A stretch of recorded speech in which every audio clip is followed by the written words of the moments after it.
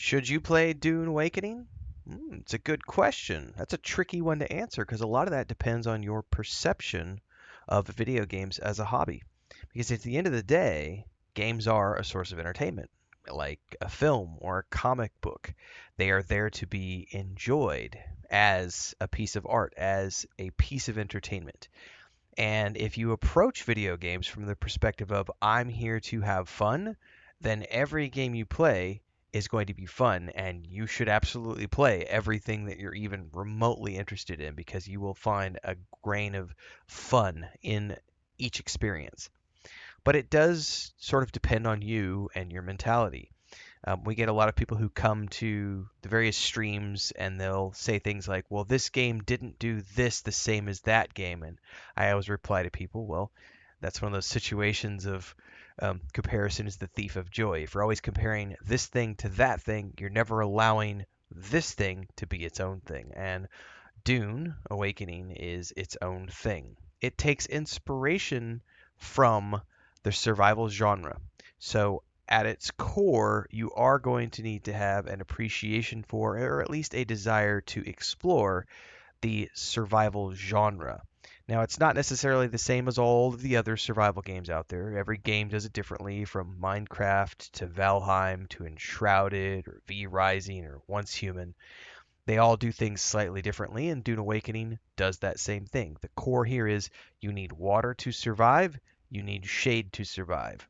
That means you need to have a base. You have to build a base. You have to craft your own gear. You have to craft your own weapons.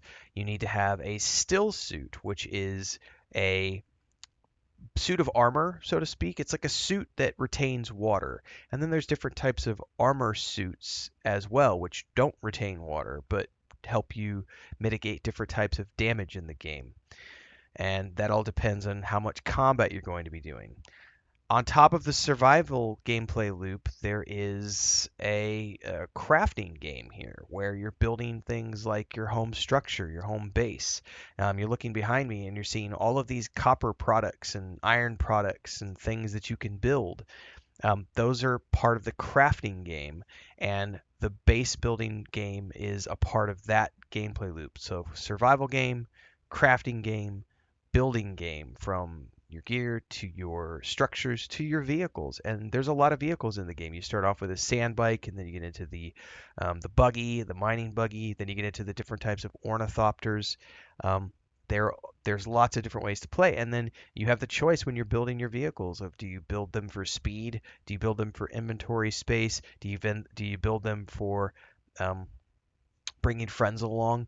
There's all these different options, which leads me to the next part of this equation, which is, even though if you're like me, you're playing Dune Awakening as a single player RPG, because there is an RPG narrative within the storyline of the game, it's all built on a multiplayer backbone, which means that if you want to go out there and do things with your friends, you can. All of this can be explored with your friends.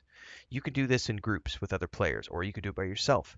You could also form up a guild. As of this writing, the guilds are 32 players. You can have up to 32 people in a guild. So if you want to form up with other people and join a faction like the Atreides or the Harkonnen and form a guild up within one of those factions and experience that part of the game together, you can do that as well. All of these are additional options. And then at the end of the game, when you've finished up the story and you've built all the structures you want to build, there's also the deep desert and the Landsrad, where you can go and get involved in these big political, I don't want to call them wars, but it's it's the politics of the Dune world. The Landsrat is made up of the great houses. The great houses all have agendas, and those agendas are played out in the form of quests that players participate in the deep desert at the end of the game. Some of those objectives are player versus environment, PvE.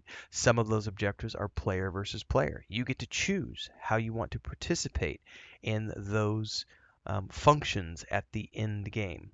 And along the way, you can choose to play just like me as a solo player, doing your own thing, maybe group it up with your friends from time to time, or you can group up with other players and go into like the shipwrecks and do player versus player combat over resources, and have a little go at other players that way. There's a lot of different things you can do in Dune Awakening. It's really hard to nail down one thing, but it does come back to, if I were to define the game as one type of game, I would say that the marketing team for Funcom has done a pretty good job of, it's a survival game. It's a survival crafting game with an RPG core. So if you've liked other survival games, or you're interested in that, then you're probably going to have fun here.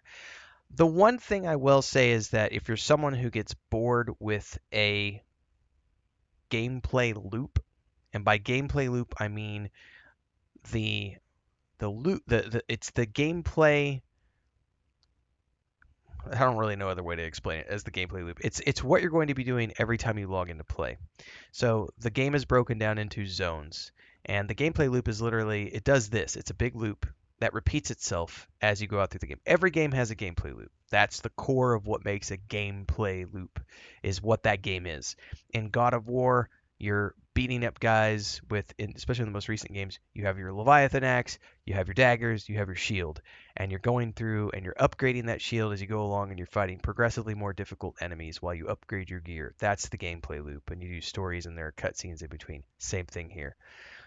When you start off in the Haga Basin South, that's the starter zone. You're going to do your gameplay loop there. You're going to go out, you're going to harvest these iron nodes and copper nodes and fuel cells and salvaged metal. You're going to build a structure, you're going to make your gear, you're going to get water, you're going to survive, you're going to build your vehicles.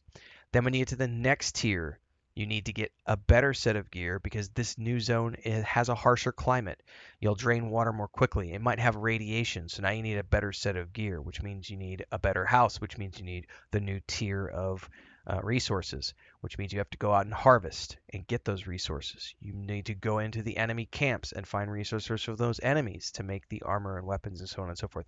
And when you get to the third tier of zones, you'll be doing a new tier. And each time the tiers get progressively more difficult. The things become more time consuming to create. Quick commercial break, everyone, to celebrate and give thanks to all of these amazing people who keep me on the air full time. Really appreciate the support. All you got to do is join as a member. You get access to private videos. You can also do super thanks on any upload or super chats and stickers on any live stream or premiere you see. And beyond that, don't forget we're multi-streaming over on Twitch now, so you can support over there as well. Thanks so much to everybody. Let's get back to the video at hand. Your first set of gear, you might just need these plants as an example. Your second set of gear, you're going to need um, a set of like copper. The third tier, you're going to need iron and water. And then the next tier, you're going to need something like iron and water and silicone. And you have to make the blocks, which means you need a refiner and you need a chemical recycler and so on and so forth. There are always progression layers to that gameplay loop. And if you're someone who gets bored with a repetitive gameplay loop, that is something to consider because this game does have a loop like every other game out there. So if you've ever found yourself saying, "Oh man, I want to do something different. This game does. Why doesn't this game?" Well, that's because this game has its own gameplay loop. This game is not World of Warcraft. This game is not Once Human. This game is not V Rising. This game is not Minecraft. This game is, you know what I mean? The comparison is the thief of joy is what I always come back to. So if you can appreciate Dune Awakening for what it is, a really interesting survival crafting game that's set in the lore of the Dune world, then I think you're gonna have a lot of fun and you're about to embark upon a really big adventure. I look back at Lord of the Rings Online and Star Wars: The Republic as two games that I have played since launch that I have thousands of hours in because I love those intellectual properties. And those games have been going on for 10 plus years in each cases. And in this game, we're looking at a game that also has a big IP behind it and a bunch of books and movies and TV shows and so on and so forth. And if you're willing to jump in and get ready for an adventure, I think you're going to have a lot of fun, but it does require you to have a sense of adventure and be willing to settle in for the long haul because it's not something where you're just going to be able to play for 10 or 15 hours and get out of it what you're not going to be able to get enough out of the game if you're only going to jump into it for 10 or 15 hours. You're going to need to actually invest time to get out of this game what you really want to. It's you reap what you sow, you get out what you put in type of thing.